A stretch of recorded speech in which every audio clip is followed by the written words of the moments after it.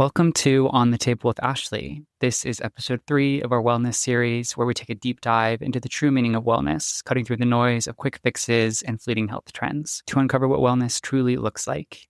Each episode, you'll hear from experts across different fields as they share how they approach health, from physical and mental health to holistic and alternative practices, to give you real, lasting ways to care for your mind, body, and spirit. Today, our guest is Dr. Crawford. Dr. Natalie Crawford is a double board-certified fertility specialist in Obstetrics and Gynecology, as well as Reproductive, Endocrinology, and Infertility. She's the co-founder of Fora Fertility in Austin and Pinnacle, a leadership community of women in medicine. Dr. Crawford also serves as a clinical assistant professor at Dell Medical School at the University of Texas. She's the host of the popular As a Woman podcast and the author of the upcoming book, The Fertility Formula. Having experienced infertility herself, Dr. Crawford combines evidence-based medicine with a holistic approach to empower and educate patients. Enjoy.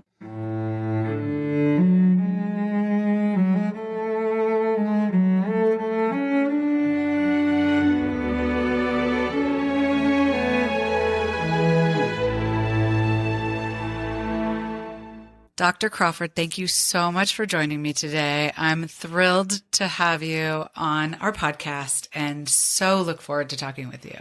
Thank you so much for having me. I'm so excited to be here. So I always like to start hearing a little bit about where you grew up and what kind of kid you were when you were young.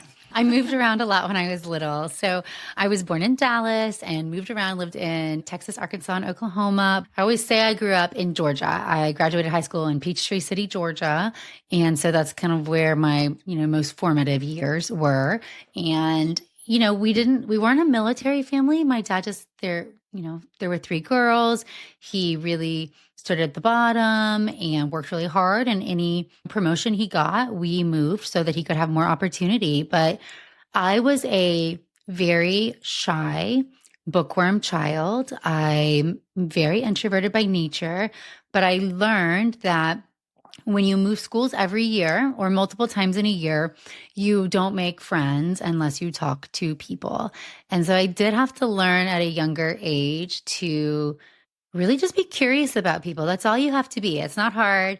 It's just asking them about, who they are and what they're doing. And that really had brought me out of my shell. I always say I'm a different person because we went through all of that moving when I was young versus if I had just grown up in the same place, I'd probably be very different now. Yeah, that's amazing. Almost everybody's favorite subject is themselves. So if you ask about them, their favorite subject, right? They're going to have something that they want to tell you. It's a good place to start. Do you still love to read?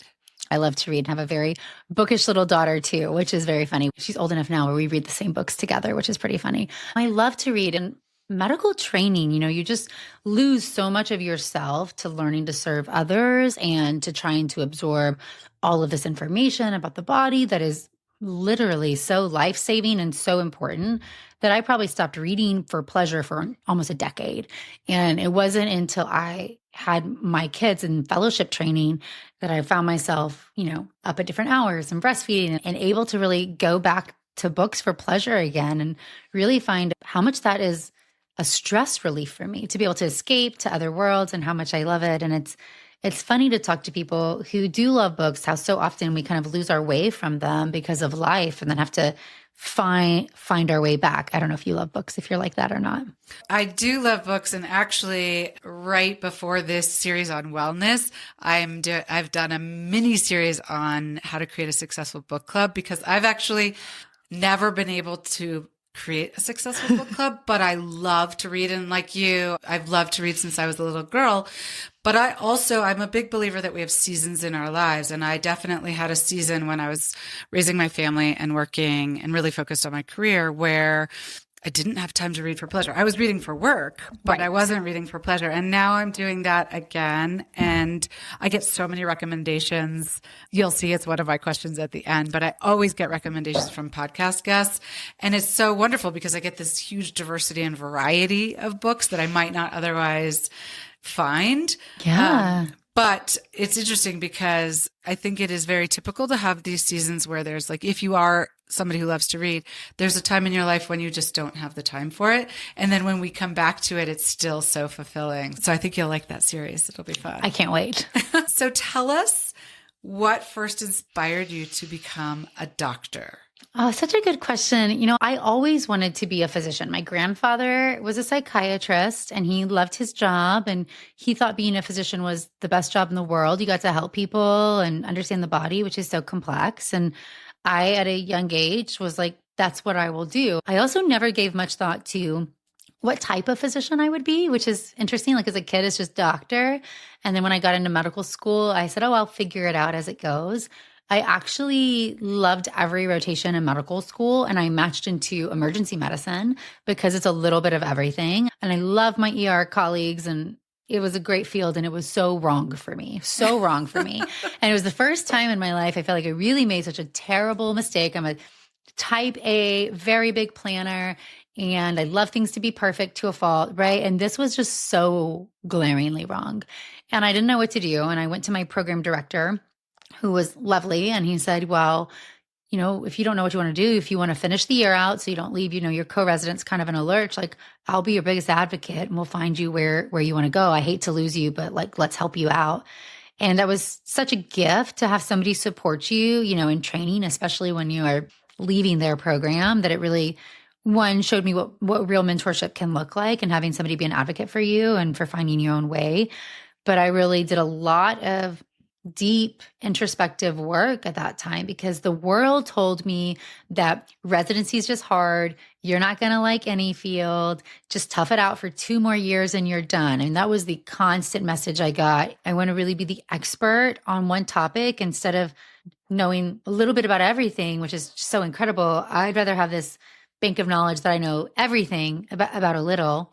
And that really dove me to women's health and my nerdy, bookish nature of puzzles and everything. I love hormones. I mean, your hormones are just such an intricate, beautiful system that are very complex. And I love that diagnostic challenge of trying to figure out what's going on underlying the surface. And so that's what really drew me into doing OBGYN and then doing 3 additional years of infertility training. If I had stayed in emergency medicine, as amazing as it can be, I know I would have burnt out and left because it wasn't really filling that fire for what I wanted as a doctor, right? And as a fertility doctor, it is the best and the worst job every single day. I get to know my patients. I get to walk with them on the journey, get to help them learn more about their body. When it's great, it's amazing. When it's bad, it's terrible. But it truly is being there for them in both those highs and those lows. And that's really what being a physician is to me. That's what I wanted out of the job. But it wasn't a direct road and was one of those kind of earlier stories to say, hey, you've got to really think about how you fit into the puzzle, right? I think so often we think about, I want to do this, and we don't really think about how that fits into who we are. And I have 2 boys. They're teenagers. My older son is going off to college and starting to talk about like, what do you want out of life? And I think it's such an important lesson that you can always pivot because a lot of times we think we've invested so much, whether it's schooling or money or what have you, that we just have to stick it out. But that's not what life is about. It's about finding what brings us meaning and where we can also give the most. So you were able to find where you could give the most to your patients, and that's probably also giving the most to you. I mean, you're so right. I love it. So I think that you've shared your personal story pretty openly, but if you wouldn't mind sharing that as well, and if that was part of how you decided to go into women's health. Yeah, no, actually, I experienced my own infertility journey and I had 4 pregnancy losses before I had my kids. I actually started having pregnancy loss during my 4th year, so my chief year of OBGYN residency. At that time, I had already gone through emergency medicine. I'd done 4 years of OB. I'd already matched into fertility. So I'd already decided that I loved fertility and was going to be a fertility doctor. Said, hey, this is the time. I matched into this competitive field. I'm going to start trying to get pregnant. And we started having pregnancy losses. And I was so unprepared. I had spent so long preventing pregnancy, trying to plan out the perfect moment in medical training. When can I do this? My husband and I had been together for a really long time at that point. And I think like everybody, we kind of take this pivot from I'm preventing to I'm now trying. And I was not really prepared for what that would look like, despite being an OBGYN. And when I had miscarriage after miscarriage, I had no idea what to do. And I went to my own doctor. I feel like something's wrong and kind of giving other symptoms that all seem vague and being told, that's all normal, or, just keep trying, not really being given any real answers, but also at the same time, not having any tests done, and understanding now like how wrong that was. And those losses continued into fertility fellowship. And I luckily got more testing done. I had more resources and got more testing done.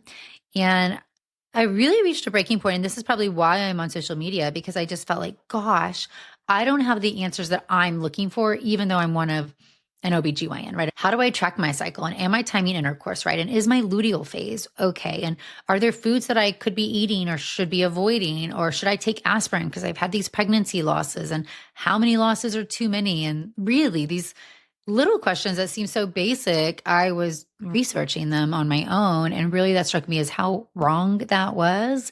And how much of the information I was shocked to find out about my cycle, about my own body, despite even the facts that I knew. And, that was a shared experience with every patient who sat across from me, who said, why didn't I know this information earlier? Why has nobody told me this? Why don't we talk about this information? Infertility fellowship is 3 years long. And so in those 3 years, a year and a half is research and a year and a half is clinical training. So they want us to be able to interpret literature, understand scientific studies. I love that because no field is advancing as quickly as IVF. It's amazing. Almost every fellow across the country does research on IVF. They look at embryos, they look at implantation. And I went to my fellowship director and said, I want to research natural fertility. And, that was like, why?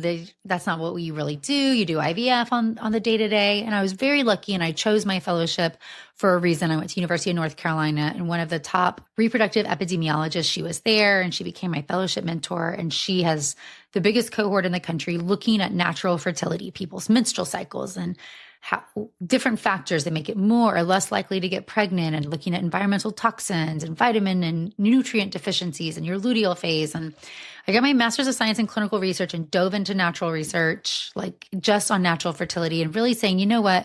I love IVF. I do it every day. It's an amazing technology that helps some people get pregnant who won't have success otherwise.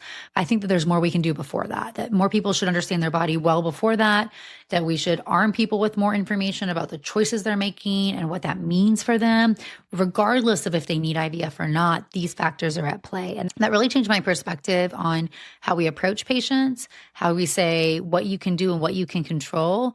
The idea that your fertility is just luck, I think is false. That there's a lot that's underlying when it comes to inflammation. That means there's a lot of lifestyle factors you can control, and that there's some factors you can't, but it's not luck. It's actually, disease that's just not getting diagnosed. There's a lot of people falling into this unexplained world. And that's really what led me to start talking about it online and to, grow this platform, which is, to me, I was always thought people wouldn't want to talk about their fertility, right? It wasn't something people were doing. And I think what we're understanding is that women especially are desperate to understand their bodies better. We have to be our own advocate for our healthcare now, that we've got to ask physicians for certain things, that we can't just live in a world where it's going to be checked or our symptoms are going to be taken seriously. And so arming people with data and education and information so that you can be a better advocate for your own health is something I'm so passionate about. And I'm glad to see that the world, in the past decade since I've been online, we've had such a culture shift to how we even talk about our health. And I love seeing this change. I think my field is one of the last to come to it because fertility is totally reactive and not preventive at all. But I'm a proponent of being more proactive when it comes to the fertility and the hormone space. So tell everybody, and we'll have it in the show notes, but where to find you online? Yes, I'm on Instagram, TikTok at Natalie Crawford, MD. And I also host the As a Woman podcast. And then I've got a book called The Fertility Formula, which is available for pre-sale at nataliecrawfordmd.com/book. You can find out all kinds of details about it. And it's a lot about what we're covering today is just even more in detail in the book. Well, I do want to talk about the book, and I think that the book will be a great way for us to talk about a lot of the things I wanted to cover in any case.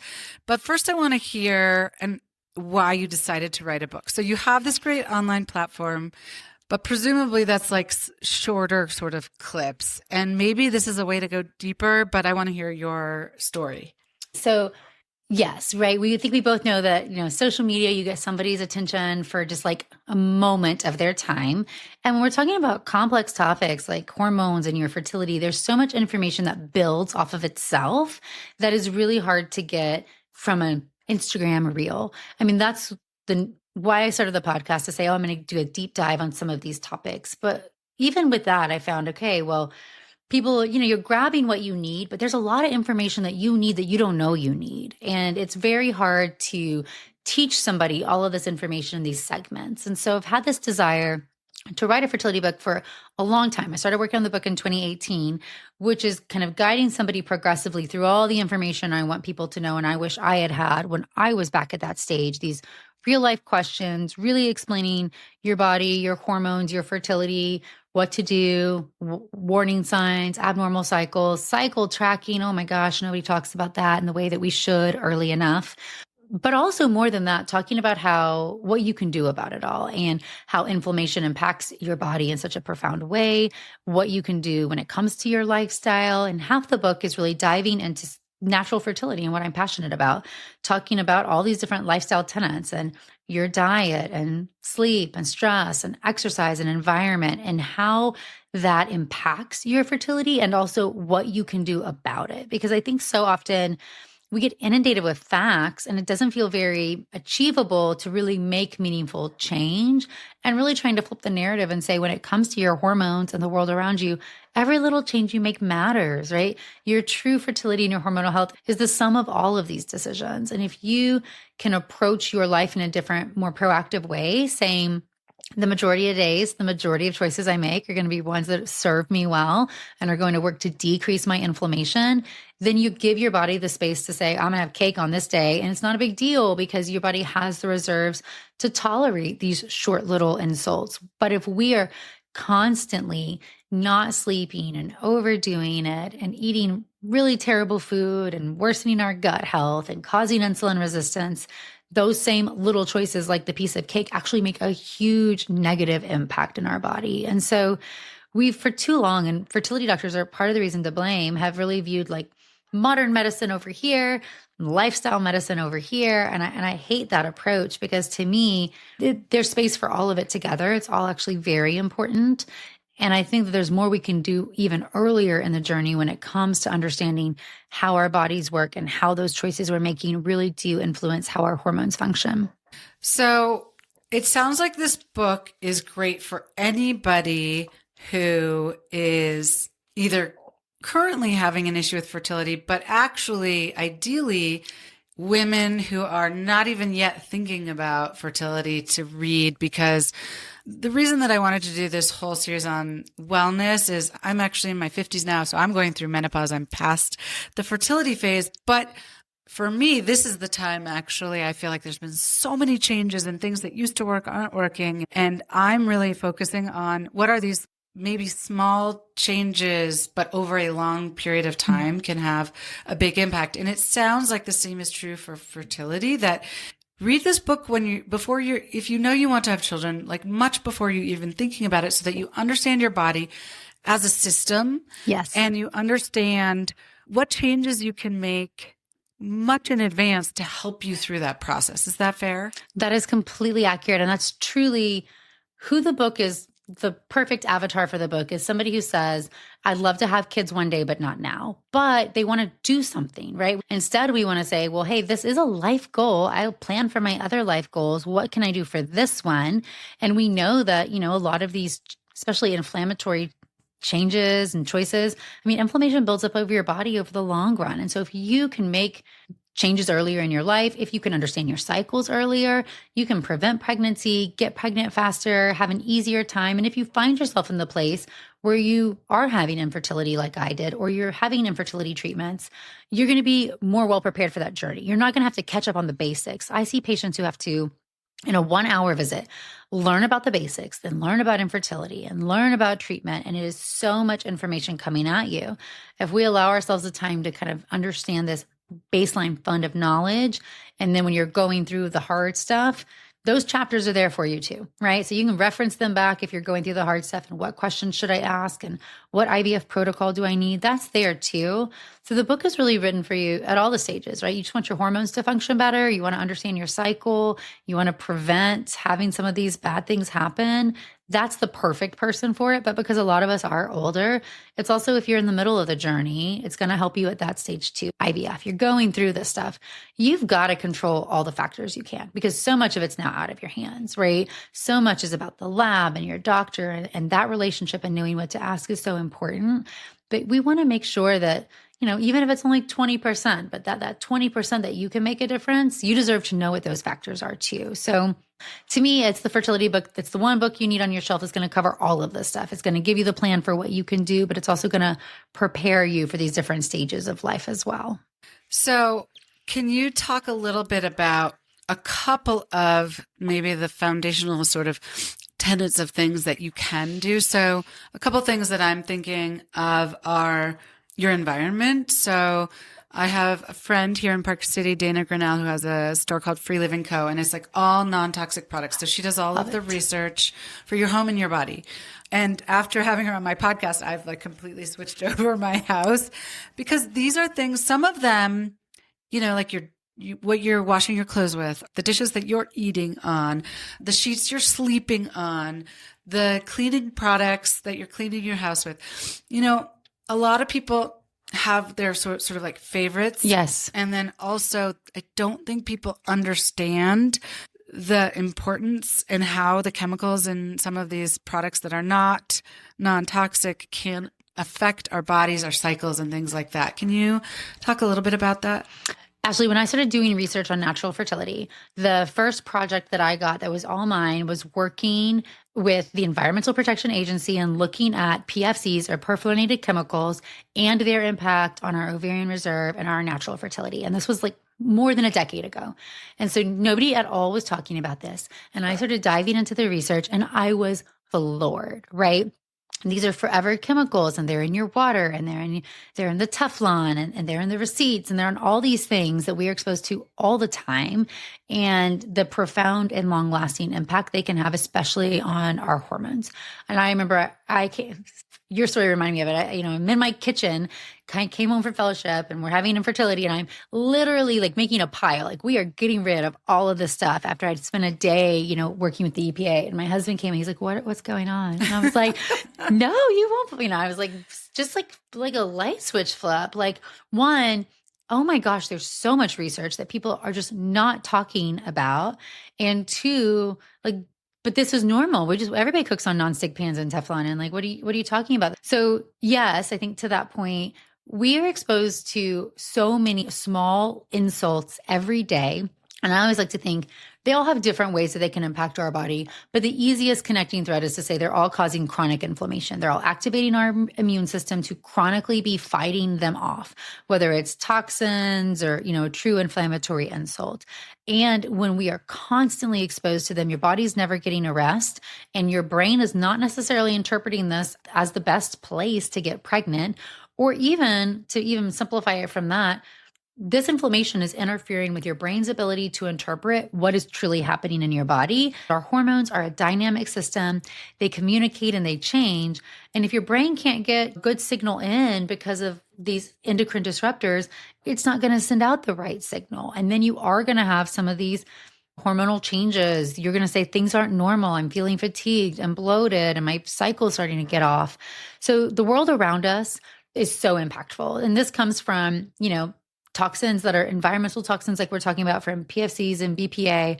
If we think in that world specifically from the environmental world, yeah, some of the top sources are going to be your kitchen's probably the number one source where most people are actually having a negative impact from what you're cooking in, what you're putting in the dishwasher, the microwave. Anything that gets heated specifically is going to be problematic. And people don't think about, they go to Starbucks and there's a paper cup, but there's a plastic lid on top that your hot liquid is just coming through every time. Your to-go ware that you're putting your food in and you're meal prepping and you're spending so much time making that healthy meal, but the dish you take it to work in matters too, right? Because chemicals leach out of that.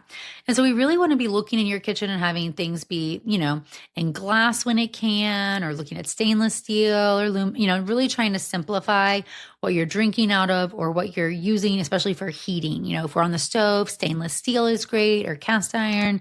We really want to be eliminating some of the nonstick cookware that is literally a chemical coating. Food packaging doesn't get enough notice either, right? So when we talk about, we'll say the food that you eat is a great way to combat the chemicals that you're exposed to, right? Fruits and vegetables have great fighting properties for some of these toxins. They're high in nutrients and fiber, which can heal your gut. But ultra processed foods, in addition to being made with chemicals, they're artificial foods. They wreck your gut. They cause insulin resistance. They wreck your hormones, but they're also packaged in packaging that is toxic as well. And so you really get such a double hit from what we call the ultra processed foods. And unfortunately, those are cheaper foods. Those are convenience foods. We live a crazy life and, we're grabbing easy things. Those choices add up over time. You're getting takeout. I mean, how many people love ordering food that just comes to their door right now? But the containers that they're putting your warm food in is just leaching chemicals in. And so I understand that can be a really convenient option, but you got to take it out of there. Like, don't eat it out of the to-go food, right? Put it on a plate. If you're not ready to eat it, change it over to a glass dish immediately. This is why cooking food at home is by far going to be the best thing that you can do. The majority of your meals should be meals that you cook at home. They don't have to be complex. They should have whole foods in them. And those two things are going to cover, obviously that's the first place to tackle because you can make the biggest difference there. But there's so many other things, like you mentioned, your cleaning solutions, the beauty products. I mean, I'm guilty of this too, because we do have favorites and people don't want to give up their favorites. So I always say, like, you don't have to go swoop through your house and change everything at once, but you should look at tackling different areas, different weeks, or when it comes to beauty products at a minimum, say, well, when this one runs out, I'm not going to rebuy it. I'm going to buy a new shampoo and conditioner that is not made with phthalates in it and not going to be as hard for me. And, there are good resources to help you when it comes to beauty products. We can look at the EWG, the Environmental Working Group. It's got a great resource where you can look up your products and see their safety score, research ones that could be better for you. And I think that is going to simplify things and make it better.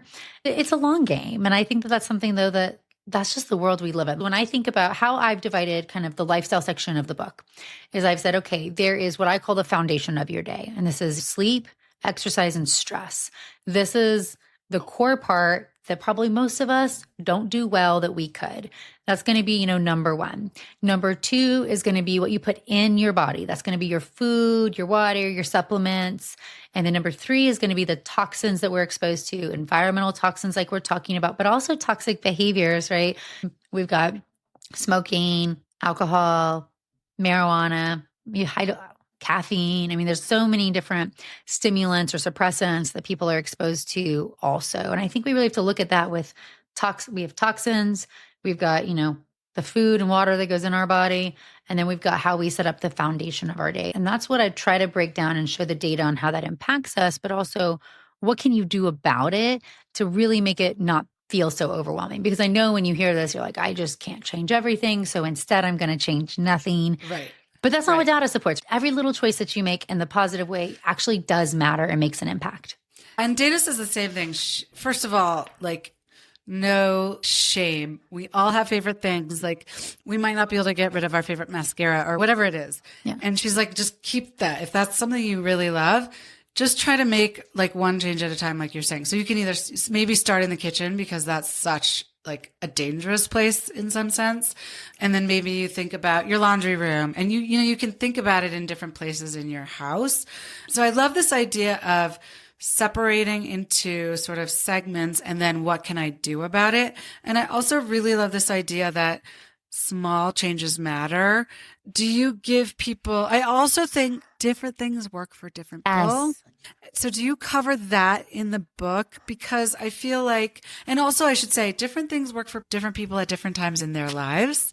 So for me, intermittent fasting used to work. Now it's not really working for me. And that's probably hormonal and whatever. Yeah. So, I've had to find in my 50s what works now that's different from what worked before. But I also am thinking now, what I'm doing now, where I've cut out sugar and processed foods and, I eat very low carb, I probably would have been helpful to my health earlier, even if it wasn't related to my weight earlier. Mm-hmm. So it's, anyway, maybe you can comment on some of this. Absolutely. I think we have to acknowledge that our body changes over time, right? And so we do have different needs at different stages of our life. Anybody reading the book is going to need something different. They're going to be in different stages of their life, of their day, of their health journey, their reproductive life. The core tenet for me, and what I feel like the whole book works up to, is going to say, hey, your fertility is a marker of your overall health. Inflammation is impacting your health and your fertility and your hormones. And 2, there's a lot more you can do about it than what you've been told. But I really want to say a lot of it is learning to listen to your body, learning what the clues are for when your body is being exposed to something inflammatory. What are the clues that your hormones are giving you or your menstrual cycle is giving you? And how do you make changes based on that? If we look at something as important as stress, right? And stress is always a touchy topic because people don't want to say, oh, yeah, I'm stressed about being stressed. I mean, but if we think about it just from a very physiologic standpoint, people didn't used to have the stress that we have now, right? Stress would be that came from, I see a bear and let's run away.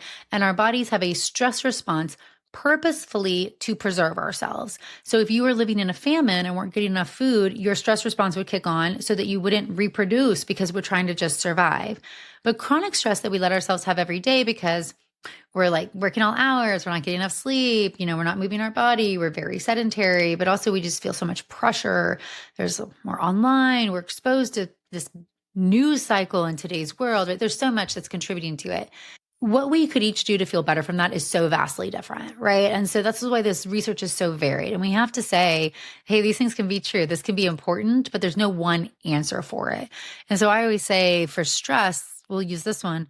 My goal is for you to have the feeling. Like we all know that there are things we can do that give us that, right? It's not on our phone, it's something else, but what's going to work for you and what works for me, those things may be really different and that's okay. The goal is to carve out the time for that, to say, hey, in this whole day that I have, 20 minutes of my day, I can say, I'm going to do something for me to give me that feeling, because that feeling is my cortisol lowering. And I know that cortisol is inflammatory. I've got to lower it for my brain to be able to function properly and my hormones to work. What gives me that? Maybe it's journaling, maybe it's a walk outside, maybe it's your feet in the grass, and maybe it's a bath, and maybe it's yoga, maybe it's meditation, or maybe it's acupuncture, maybe it's therapy. We're all different, and that's okay. Yeah. Amazing. I mean, I think I love this idea, like learn you. And I actually think that that's probably like the learning from all this whole wellness series is like, we are all different. What works for you is not necessarily going to work for me. And that's part of the problem with Instagram. It's like these quick fixes. And if you do this, if you eat that, if you do this exercise, and it's like, it's just not true.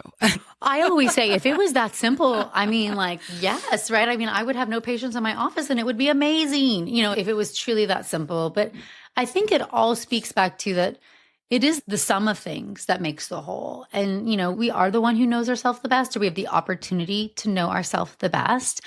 Your body gives you clues and gives you signs. And the question is, are you listening and do you know how to listen? This is one of the issues we'll say with birth control, right? Is that the birth control pill is not inherently bad.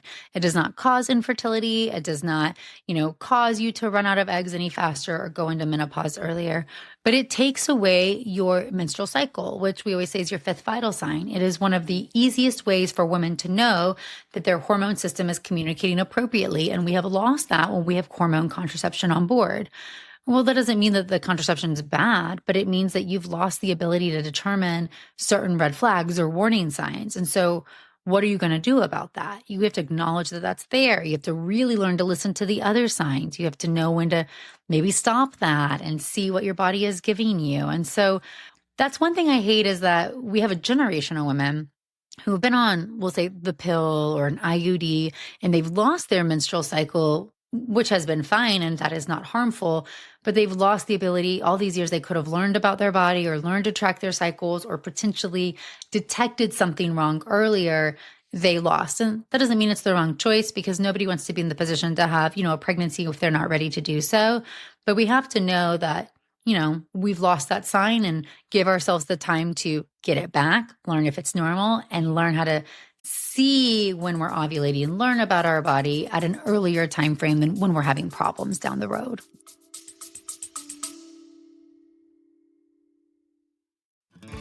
When do you spend the most time with the people you love? For us, it's at home. around the dinner table with family, or sipping cocktails in the living room with friends. So why not make that time even more meaningful by imbuing your gatherings with pieces that not only make connecting easier, but spark conversation around your table? Amaton's collection of small batch, artisan, quality-made pieces for tabletop and home are not only made for simple serving, they're works of art designed for daily use. Whether you're hosting a dinner party or sitting down for family game night, our collections create a sense of presence and peace in every home. Shop our collection of dinnerware, drinkware, serveware, and more at amatond.com. That's AMEATENDRE.com. Gather by design.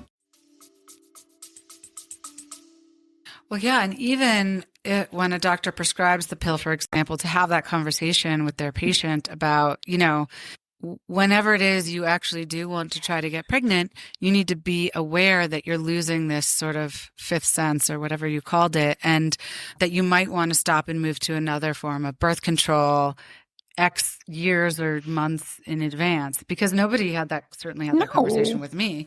I mean, we really stop the pill and then just start trying, right? And there's no talk in between. And there's kind of this online myth, if we're talking about the birth control pill, like, oh, you should stop it months in advance so it can wash out of your system, or that you need to buy expensive cleanses for the pill. I mean, that is not true. The pill is very short acting. Even missing one birth control pill can result in a pregnancy or an escape ovulation. But the reason to stop the pill months before is so that you have an opportunity to see your cycle and track your cycle and identify cycle abnormalities to then intervene or get a diagnosis earlier if things are not working well. Yeah. So one of the things that I think a lot of us have heard about is that how clinical trials historically have been predominantly full of white men, which doesn't serve women particularly well, or ethnic groups. Have you seen disparities in how chronic conditions that affect women like PCOS or endometriosis are studied or treated compared to other health issues? And are you seeing a change in that?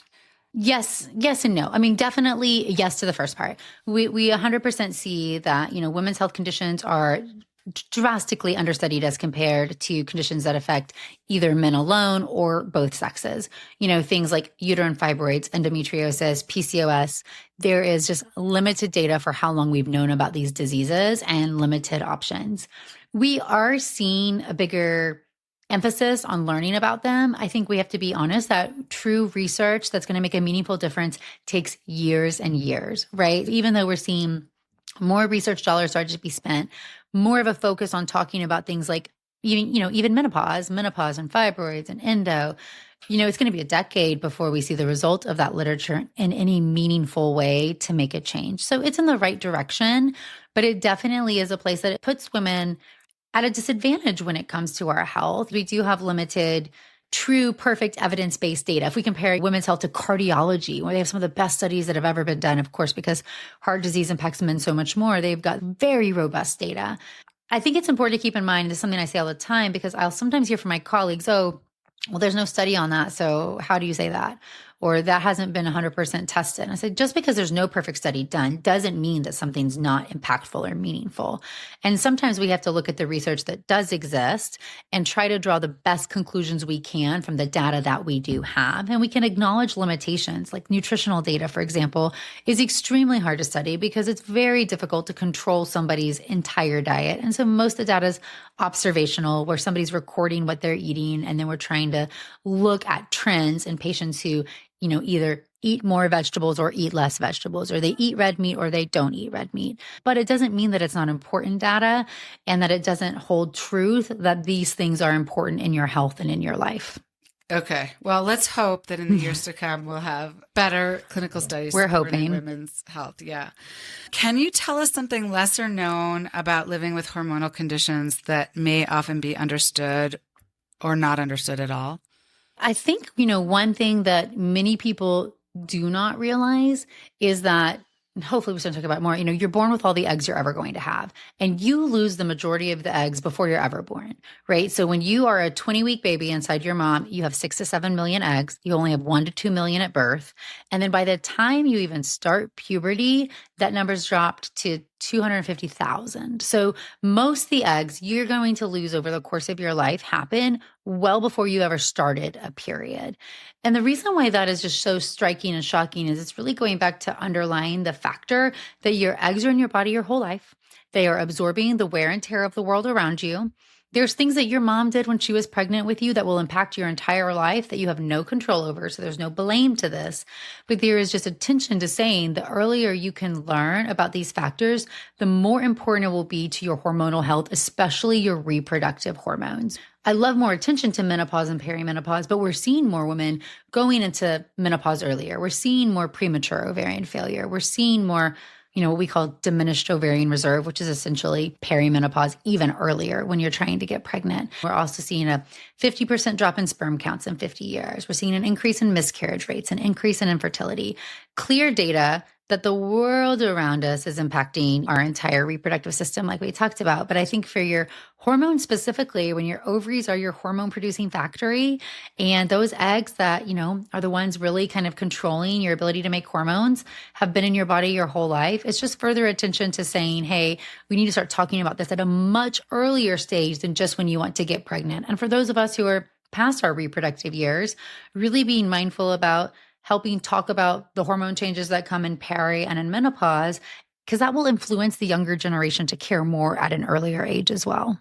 Have you thought about what would be an optimal time to start talking with girls about fertility and their hormones and all of these things? Like, is it in grade school, like through school, or have you thought about that? Yeah, I think honestly, to me, I think the best time is when people are leaving college, in reality, because you're at a stage where you're making life decisions and you're thinking about big picture to your life, where you can really process some of the information in a more mature way. I definitely think with younger, in our grade school years and our teenage years, it's really important to talk about our fertility as far as this is how our body works. These are the anatomical names for parts of our body. Your period's more than just bleeding, Right. Really thinking about that. What is an ovulation? What are eggs? And having that sex ed discussion in a much more comprehensive way at an earlier age does bring that foundational knowledge up so that when we want to talk about things like fertility and egg quality and egg counts in your 20s, it's not shocking information at that point. But I feel like that's the time when you're leaving college that you're more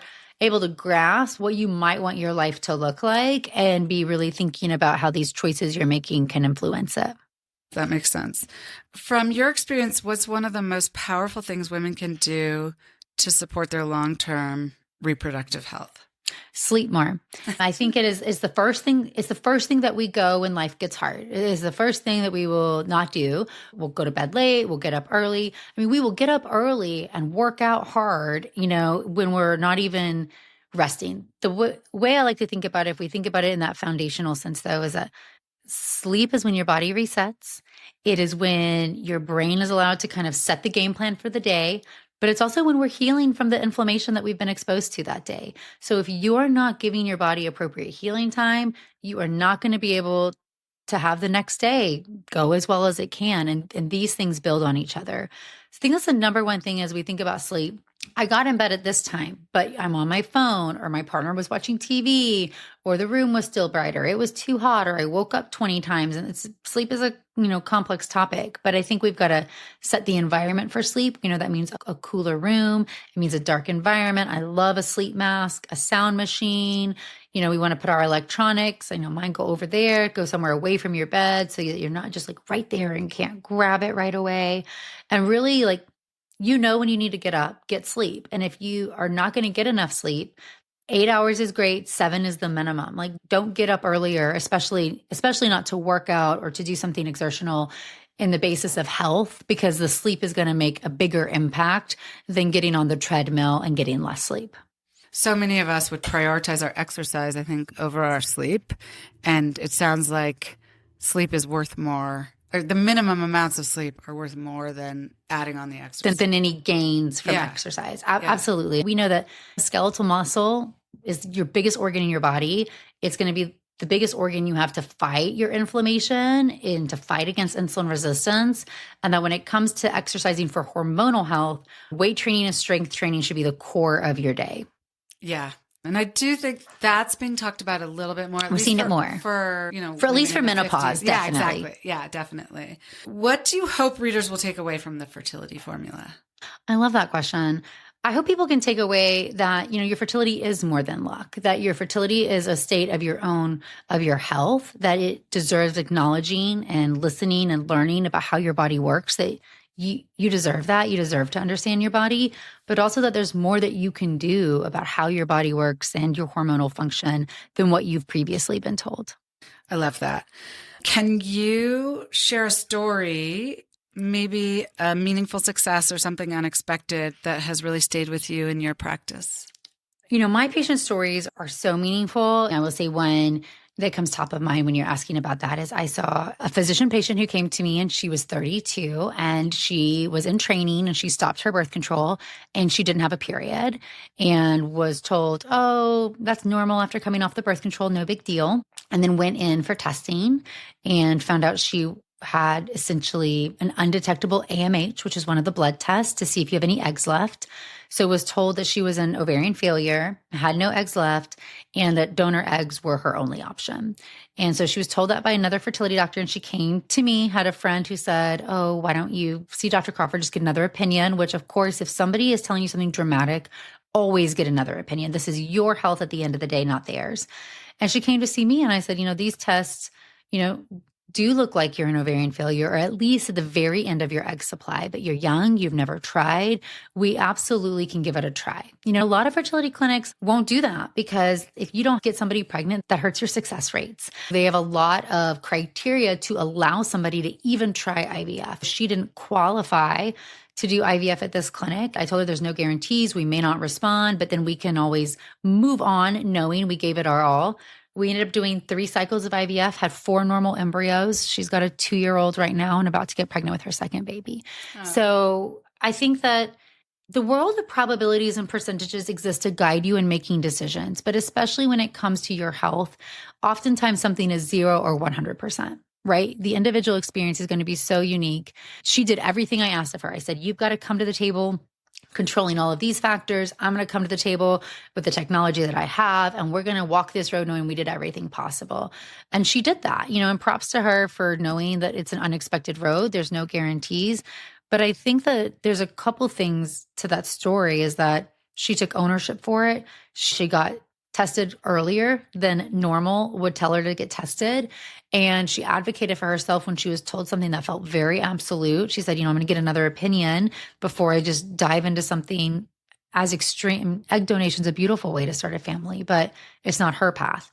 So I think that speaks to a lot of things because we're often hesitant to change doctors. We say, oh, that's what my doctor said, and we just carry on. But in some worlds, like we'll use cancer as an example, it's not unheard of. People get second opinions all the time when it comes to their cancer treatment. And really, when it comes to your health, you should feel like that's your right at any stage of the game. To get another opinion, find a doctor, a care team who you trust. At the end of the day, nobody cares more about your health than yourself, and you're the one who's got to be your biggest advocate.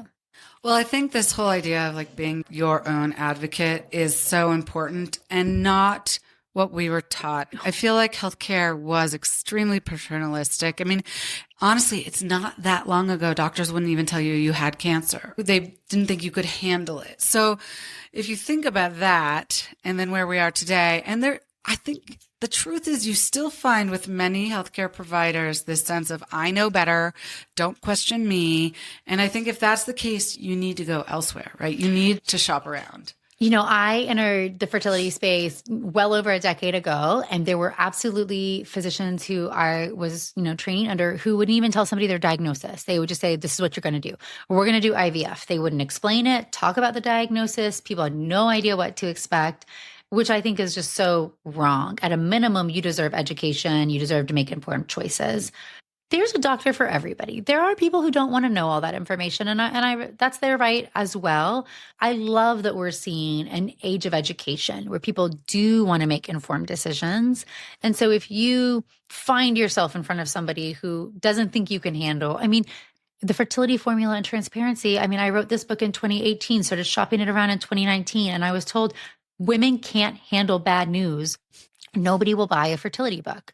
And I just refused to believe that. I said, but they're listening to me online. As time grew, I just refused it. But I got told no a lot of times by different people, just under this idea about the presumption over what women could handle or what education or information they wanted to learn about.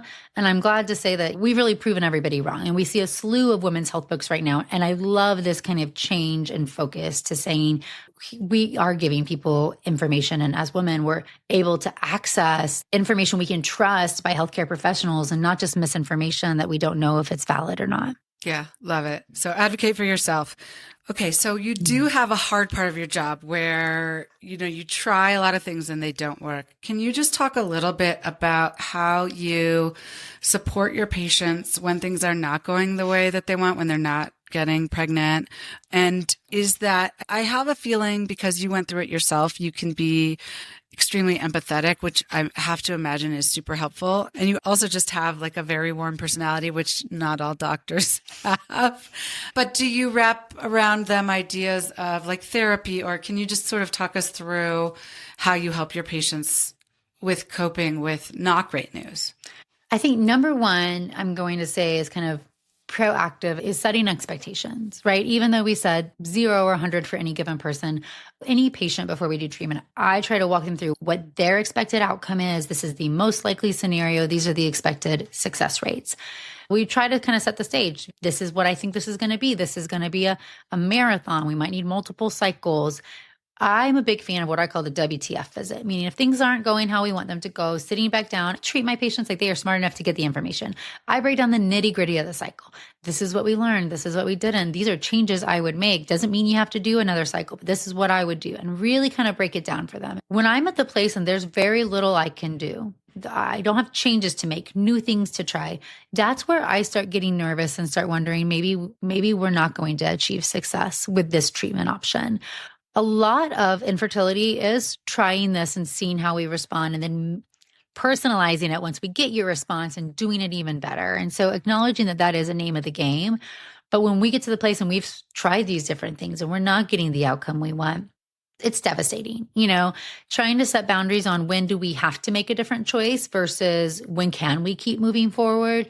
I always say, there's no right or wrong choice. And I think that's really important, especially for women who are often brought up in a world where we're kind of taught that there is a right choice or we need to be a certain way or do a certain thing. Here's what happened. Here's what I would change. Here's what I recommend. Here's all the choices you could make going on. And there's no right or wrong choice, but the choice is yours to make, and helping them kind of understand that and putting the ball in their court, really making that idea that we're making that choice together. I'm a huge fan of therapy. I'm a huge fan of that we're doing this together. I always try to get, partners on the call, partner all together, everybody in office, because it's a really hard road to walk alone. It's really an easier load to bear if we share some of that. And it's hard because often we have infertility, we're feeling further away from our normal support system than normal. If we have friends who are achieving success, they have babies in their life and we wanted to be there, we lost a baby and it would have been that kid's age, we start to feel like we're further apart from them than ever. That's why I say, there's a wonderful community online of people who have had infertility. We call it the Worst Club with the best members. They rally around each other. There's education and you're not alone. Infertility is actually a quite common experience. It can feel very isolating and alone, but knowing that you aren't alone, I think knowing that your doctor has your back and you're a team together really matters. Because at the end of the day, you've got to feel confident enough in the plan that you trust, right? Because I can't control the outcome. I try my hardest. I'm a controlling girl by nature, but I can't control every outcome, right? IVF in my best, perfect embryo, perfect uterus, I'm going to have a 65% chance of success per transfer. And those numbers are not great. They're amazing for where the field has come, but that means many people will have an embryo transfer that will not have success. And that's okay too. That's a part of the story. But trying to kind of say, we want to know that we look back on this, not wishing we'd made different choices, and that we feel really confident that this was the road we had to walk to get to the outcome we're going to get. Well, at the end of every episode, I like to ask my guests the same questions. But before I get there, is there anything you want to say about either your book or your practice, or that you would like to leave listeners with? Oh, I love that. I will say this about the book right now, because it is in pre-sale right now, which I know is like so frustrating for a fertility book, that in the pre-sale stage, we do have two pre-sale incentives that are with it. One is what I've called the hormone reset, where I take all that lifestyle information and try to put it into a more condensed version of the what can you do right now, kind of the hormone primer when it comes to your lifestyle. So I think that's very helpful for everybody who might hear this and say, what can I do? And then I'm also including right now, I have an online course called the IVF Guide. So if you are in that person who's in the midst of infertility, I want to give you some resources to support you right now when it comes to protocols and questions to ask. And so you're going to get those resources right now from pre-ordering the book, even though the book's not going to be in your hands until the spring. But then I do have a ton of information online. I do have the As a Woman podcast, which has a lot of really great educational episodes as well for somebody to like learn more about if they are struggling right now in the moment or just want to take more ownership over their body. Okay. Remind us where to go online, and then also tell us a little bit more about the podcast. Absolutely. So if you want to look for the Fertility Formula, you can find that anywhere books are being sold, or also on nataliecrawfordmd.com/book. And then the As a Woman podcast has over 5 million downloads. It's been around since 2019. We're really talking about fertility, health, hormones. It's solo episodes, but also, some with experts talking about really looking at your fertility, but your health and your hormones when it comes to longevity and a lot of these actionable items as well. So our latest season just got released. So we're in season 3 right now, which we're finally doing video episodes and we're recording in person. And it's very exciting. The podcast world, it's the long game when it comes to the podcast, but Absolutely. It's a great resource.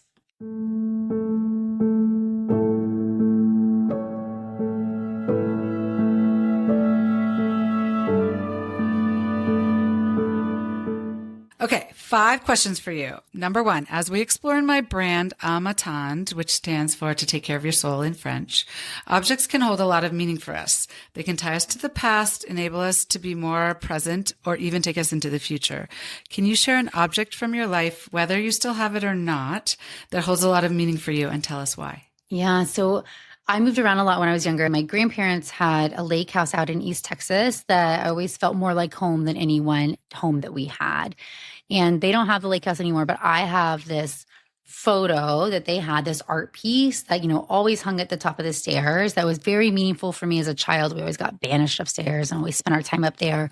And so when they were kind of dividing up things after my grandparents died, I was like, I want that picture because it just brings this sense of like home and family, and it hangs in our living room now here in our house. So that's just always meaningful to me. I didn't ever have that in like my childhood home. So the lake house always felt like that to me. I love that. Can you share a favorite tradition with us? It could be something from when you were a child or something you do with your family today, anything at all. I love traditions. They're so special to me. Christmas is one of our biggest ones. And I know, everybody has different traditions, but my favorite one that we do with my kids is kind of based off when I did as a child, but we do an activity advent calendar. So every year, we have different family-based activities that we do through the month of December. So whether it's make cookies or go ice skating or deliver gifts to, a variety of different things. The kids have no idea what's coming every day. And so they've done it their whole life. And it's always, they get so excited, even though they're older now, that when it comes out, and it's fun to do some of these things they may not still do as much, even though they're a little bit older, that they bring back those good memories to them. And so that to me is one of my favorite things too, to be the parent on the end of making the magic of the holidays. I love that. I hope you continue it, even when they're teenagers. I know. I'm going to make them. It's going to be like, we're coloring a Christmas picture today, guys. Are you in a phase in your life where you enjoy entertaining in your home? Yeah, because I don't like to go places anymore. I love to entertain in our home. I think part of it is also that since I didn't grow up in like one home and we were moving a lot younger, we didn't always entertain in the house. And to me, it feels so warm to have people. I love having the holidays in our house. I love having, our friends over just for like a dinner at night. I wish I could be a perfect dinner to like have the picture perfect tablescape and like that's not the vibe. It's casual and just about together time. But I would love to have people over to our house 100 times over going to a restaurant. Yeah, I love it too. I think it's just about the time together. It's not, people get stuck on like the perfect meal or the perfect tablescape. And honestly, it's not about that. It's really about the quality of the time that you can spend together. Do you have 1 or 2 top resources? You can tell us about your book and your website again, but also throw in maybe 1 or 2 other favorites. Okay, well, I have a ton of favorites on this one. I knew this. I have got the Book of Alchemy. I don't know if you have read this one. It's back here on my bookshelf, and it's a journaling prompt book. I do find journaling / brain dumping to be very therapeutic for me and a great way for me to reduce stress. But I love it. So the Book of Alchemy. And when it comes to nonfiction or health books, I mean, this is one people I'm sure are going to say, I mean, Mary Claire Hay was a great friend. So I love The New Menopause. That is such a great resource to be talking about, especially menopause and hormone changes that we're going through as many of us are getting kind of to an older age. But I have so many friends who are writing health books too. So I think I'm so swayed and amazing. I will say Ali Cohen has written Detox. I don't know if you've read that book or if you've had her on the show yet. It's fabulous. She's a rheumatologist, and it is all about the environmental chemicals and how they impact your body and your health. And her book Detox is a fabulous resource. So I'll highlight that one. Amazing. I'm going to buy it. Last question. What do you do for yourself? Do you have a practice, a focus, a habit, or daily routine that contributes to your success or just your well-being?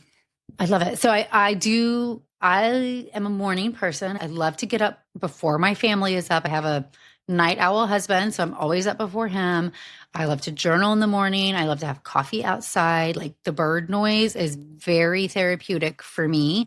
And I'm a list person. Like even though our whole world is online, even right in front of me right now, I've got a planner every day. I like to think about the things I need to do, think about what's realistic to do. And it kind of allows me to do that at the start of the day and set the day off in order to get tasks done and not just kind of be frazzled the whole day. But for me, the journaling, the moment outside, days where I can't do that, there's a noticeable difference. Dr. Crawford, thank you so much for joining me today. I've learned so much. It's been such a pleasure talking with you. I know you'll be helping so many listeners. Ashley, thank you so much for having me. It's been a joy. Thanks for listening to an episode of On the Table with Ashley. Subscribing to, rating, and reviewing our show helps us to continue to make quality episodes. So please subscribe, rate, and review wherever you listen to podcasts. On the Table with Ashley is presented by Amatond, an elevated, everyday, luxury home and tableware brand with products designed to cultivate connection. You can learn more about Amatond at amatendre.com